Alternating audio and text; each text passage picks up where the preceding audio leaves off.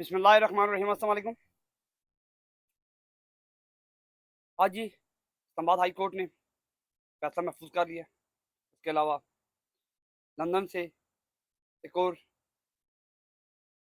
अहम सियासतदान जी पाकिस्तान की तरफ रवानगी के लिए ऐलान हो चुका है, उससे बात करते हैं। उसके अलावा खान साहब के साथ फ्यूचर में ये क्या करने वाले हैं, उस पर थोड़ा तजिया करेंगे जी। सबसे पहले अगर बात की जाए तो लंदन की, तो लंदन में A1 फील्ड से जी, जैसे पहले बहुत तारीखें दी गई, 2019, 20, 21, फिर 22 में भी, 23 में भी हर मरतबा कोई ना कोई एक महाद दिया जाता, कोई ना कोई सियासी लीडर वहाँ पे जाता, जाके मुलाकातें करते, बाहर निकलते, मीडिया से बातें करते, जो उनका पेड मीडिया था उससे बात करते, बताते जी मियाँ साहब की तबीयत ठीक है, मियाँ साहब अब आने के लिए राज़ी हैं। कुछ लीडर यहाँ से जाते और कहते जी हम अब उनको लेके आएंगे, मियाँ साहब के बगैर मुल्क का गुजारा नहीं। हालांकि जो मुल्क अगर 75 सालों में जो मियाँ साहब के होते हुए तरक्की किया वो सब ने देख लिया है। जितने फ्लैट बने, जितनी जायदादें गई हैं, जितनी मनी लॉन्ड्रिंग हुई है, जितनी करप्शन के केसेस बंद हुए हैं, जितने फाइलें और ऑफिस वगैरह जले, वो सब ने देखे हैं। खैर, एवन फील्ड में मियाँ शहबाज शरीफ साहब जो हमारे अभी रिसेंट सबका वजी अजम रह चुके हैं, जो पाकिस्तान में वजी अजम के फ़राइज़ साल अंजाम देने के बाद अपने मुल्क वापस चले गए लंदन, वहाँ से बाहर आए अपने घर से एवन फील्ड से। तो वहाँ से बाहर आकर उन्होंने जो वहाँ का उनका अपना पेड मीडिया है उससे बात करते हुए उन्होंने फरमाया जी, किसी ने जो उन्होंने सवाल दिए हुए थे उस सवाल के जवाब में उन्होंने पूछा कि मियाँ नवाज शरीफ साहब ये बताएं कि मियाँ शहबाज शरीफ साहब बताएं कि नवाज शरीफ साहब कब पाकिस्तान वापस जाए। उन्होंने कहा जी जल्द। तो उन्होंने कहा जी कोई तारीख वगैरह दें, तो उन्होंने बता दिया है जी तारीख 21 अक्टूबर की तारीख दी है जी उन्होंने, कि 21 अक्टूबर को, क्योंकि नवाज शरीफ साहब जिस के लिए पाकिस्तान से फरार हुए थे और मफरूर करवाए थे वो इलाज था। हालांकि वो एक दिन भी किसी भी खबर में किसी जगह पे किसी ने नहीं देखा कि वो हॉस्पिटल में रहे हों या उनको आते जाते किसी ने देखा हो। हाँ, उनको एवन फील्ड में हुसैन नवाज के, हसन नवाज की ऑफिस वगैरह से बाहर आते जाते सब ने देखा है। इटली घूमते हुए देखा है, दुबई घूमते हुए देखा है, मक्का मुकरमा में गए, मदीना में गए, उम्रा वगैरह किया वहाँ पे। उसके अलावा दुनिया घूमते रहे, लेकिन अस्पताल नहीं गए। और उनकी जो बीमारियाँ थी वो इरशाद भट्टी साहब ने भी ये प्रोग्राम में बताई थी। मेरे ख्याल में दिमाग की शरियानों से लेके पाँव की टो तक उन्होंने सारी गिना दी थी, लेकिन मेरे ख्याल में उसका इलाज तो किसी एक का भी नहीं हुआ। पिज़्ज़ा बर्गर किसी काफ़ी शॉप में बैठे हुए, गाल्फ कोर्ट में बैठे हुए मैच देख रहे हैं, इंजॉय कर रहे हैं, खाते पीते इंजॉय करते वॉक करते हुए सब ने उनको देखा है। लेकिन उनको खैर डेट आ गया जी 21 अक्टूबर की। अब देखते हैं वो 21 अक्टूबर को आते हैं या नहीं आते। जहाँ तक मेरा अपना तजिया है कि वो 21 अक्टूबर को भी नहीं आएंगे। ये पहली डेट नहीं है जो उनको मिली हो। इससे पहले वो दिसंबर में भी मिल चुकी थी कि वो दिसंबर में आ रहे हैं। इससे पहले वो किसी साल के अप्रैल में भी आ रहे थे। और इस साल भी वो जब उनका भाई 1.5 साल 16 माह वज़ीर आज़म रहा, वो उस वक़्त नहीं आए, तो अब उन्होंने क्या आना है? अब उनका जब बयानिया है ही नहीं, तो दूसरी तरफ खान जेल में बैठा हुआ, कैदी नंबर 804, इस मुल्क, इस अवाम के लिए बैठा हुआ, वो बंदा बैठा हुआ है और वो इस कौम के लिए लड़ रहा है। वो अपने बयानिए पे खड़ा है, उसके वोटर उसके साथ खड़े हैं। तो खान साहब का वोटर भी इंटैक्ट है, लेकिन नवाज़ शरीफ आएँगे तो क्या बयानिया लेके आएँगे? बयानिया खैर उन्होंने शुरू कर दिया।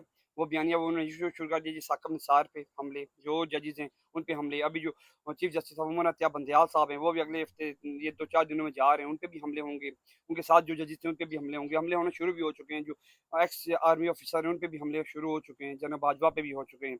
अब बाकियों पे भी इस तरह बयाने बनाने की नाकाम कोशिश करेंगे। लेकिन पाकिस्तानी अवाम अब इतने शऊर आ चुका है कि आप जैसी फ्रॉडी बंदियों के मेरे हाल में कहने में किसी ने आना नहीं है अब। खान साहब के एक वकील हैं जी, वो बिलाल उमर साहब, वो अभी आज खान साहब से मिलने गए थे और उन्होंने जो बयान किया है, वो नया पाकिस्तान में उन्होंने इंटरव्यू देते हुए जो उन्होंने बयानात दिए हैं जी, कि उन्होंने कहा जी खान साहब को देख के मज़ा आ गया। हम तो पहले परेशान थे कि 36 दिन बाद खान साहब को देखने जा रहे हैं, खान साहब कमज़ोर होंगे, खान साहब लागर होंगे, खान साहब की पता नहीं रहने की रह किस तरह रहे होंगे। लेकिन उन्होंने कहा जब खान साहब को देखा तो उसी तरह जैसे हम जमान पार्क में देखते थे वैसे ही उन्होंने हाथ खड़े करके हम मुस्कुरा के पीछे हो के उन्होंने मतलब हमें देखा और बुलाया। उन्होंने कहा कि तुम दोनों आ गए, फिर हमसे मिले, फिर बातें हुई। उन्होंने कहा जी खान साहब की रूटीन तो वहाँ पे ये है कि सुबह सुबह जब उठते हैं नमाज पढ़ते हैं, उसके बाद फिर कुरान की अपनी थोड़ी बहुत एक्सरसाइज करते हैं, फिर वो कुरान की स्टडी करते हैं 9 बजे से लेकर 1 बजे तक। उसके बाद फिर वो किताबें वगैरह पढ़ते हैं, अपनी नमाज़ कुरान पढ़ रहे हैं, मुख्तलिफ इस्लामिक स्टडी कर रहे हैं। और वहाँ का जो अमला है वो भी उनको सियासी कैदी तो समझ नहीं रहा, क्योंकि सियासी कैदी को जो वहाँ पे प्रोटोकॉल दिया जाता था वो तो खान साहब को दिया नहीं जा रहा। लेकिन खान साहब मुतमईन हैं और खान साहब ने वही बात कही है कि मेरे पाकिस्तानियों का क्या हाल है, मेरे पाकिस्तानी का जो इन्होंने हाल कर दिया, मैशत तबाह कर दिया, अब इसको समझते समझते भी टाइम लगेगा। वही चीज़ खान साहब ने उन्होंने कहा कि हमने तो खान साहब से ये भी नहीं पूछा कि आपका क्या हाल है, हमने तो सिर्फ खान साहब को सिर्फ पाकिस्तान और पाकिस्तानियों के बारे में बात करते हुए सुना है। उन्होंने उन्हीं के मुताबिक उन्हें सवालात किए, उनके हमने जवाब दिए।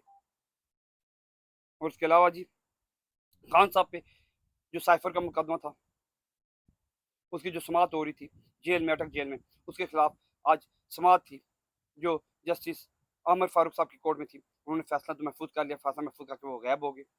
हालांकि कल उसकी जो उसकी जो अबू हसनैन साहब जाएंगे अटक जेल में, उनकी पेशी के लिए पहली मरतबा सुना है कि जब कैदी अदालत में आता था तो यहाँ पे अदालत चल के जेल जा रही है। इस पे हालांकि बनता नहीं था, क्योंकि खान साहब पे जो तोशा खाना पे सजा हुई थी वो केस तो डिसमिस हो चुका था, खत्म हो चुका था। अदालत ने उसे इन्हीं आमिर फारूक साहब ने उसको ख़त्म कर दिया था। हालांकि उसी वक्त उनको सजा कर देना चाहिए था। बाकी जो भी ये हो रही है आर्म ट्विस्ट वगैरह, ये मेरे ख्याल में इसीलिए हो रही है कि खान साहब को मजबूर किया जाए कि वो मुल्क छोड़ दें और इस मुल्क को फिर उन चोर चक्कों के हवाले कर दिया जाए जिन्होंने 75 साल से इस मुल्क को नोच नोच के खाया है। लेकिन खान साहब डटे हुए हैं और खान साहब ने कहा है कि जब तक मैं जिंदा हूँ मैं पाकिस्तान छोड़ के नहीं जाऊँगा और मैं पाकिस्तान और पाकिस्तानियों के साथ हूँ, क्योंकि मैंने कभी कोई जुर्म किया नहीं। एक बंदे ने कोई जुर्म किया हो तब वो डरे, तब वो घबराए, तब वो भागने की कोशिश करे। खान साहब ने तो कुछ ऐसा किया नहीं है। वो इसी वजह से डट के खड़े हैं, बल्कि उनको डराने वाले खुद डरे हुए हैं। अभी जहाँ तक मुझे लगता है, ये खान साहब को मैंने पहले भी बोला था कि ये खान साहब को बाहर निकलने नहीं देंगे। बहुत मुश्किल है कि अभी 2 4 6 महीने वो चाहते हैं कि खान साहब अंदर रहें और ये अगले 3 4 माह में इलेक्शन करवा देंगे। पहले भी मैंने कहा था कि फरवरी तक, जैसे मुख्तलिफ और भी लोग कहते रहे कि फरवरी नवंबर तक लोग कहते रहे, लेकिन नवंबर तक बहुत मुश्किल है, फरवरी तक इलेक्शन हो सकते हैं। और इसकी डेट मेरे ख्याल में 1 2 दिन तक आरफ अलवी साहब भी देंगे।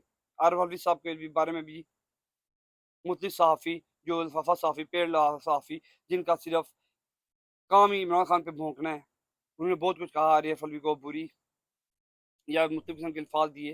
हालांकि कॉन्स्टिट्यूशन साफ कहता है, और जो कॉन्स्टिट्यूशन कहता है वो मैं आप सबको यहाँ पे पढ़ के बताता हूँ कि ये लोग कहते हैं कि आरफ अली साहब, क्या नाम है, ये आपकी स्क्रीन पे चल भी रहा है जी, कि आरफ अली साहब अब अबूरी सदन है। हालांकि कॉन्स्टिट्यूशन क्या कहता है, ये आर्टिकल 44 लिखा भी हुआ जी, term of office of president. यहाँ पे आप चेक भी करें कि subject to the constitution the president shall hold office for the term 5 years from the day he enter upon his office, provided that the president shall, notwithstanding the ex- expression of his term, continue to hold office until his success enter upon his office। इसमें साफ लिखा हुआ है, जिसमें कुछ भी नहीं लिखा हुआ जी भूरी या कुछ और नाम दिया गया हो। प्रेसिडेंट को प्रेसिडेंट कहा गया है और उनको कहा गया है जी 5 साल तक वो है, और जब तक कोई और नया बंदा नहीं आता प्रेसिडेंट प्रेसिडेंट रहेगा, जब तक उसको कोई नया इलेक्ट्रिक बंदा आके स्विच नहीं कर सकता। और उसके अलावा ये नीचे भी लिखा हुआ जी, सेकंड नंबर पे भी चेक करिए, subject to the constitution a person holding office as president shall be eligible for re election to that office. But ये वही लिखा है जी कि ये प्रेसिडेंट है, ये दोबारा री इलेक्ट हो सकता है और ये इलेक्शन में जा सकता है, इलेक्शन में जाके दोबारा सदर बन सकता है। But not a person shall hold that office for more than 2 constitution term.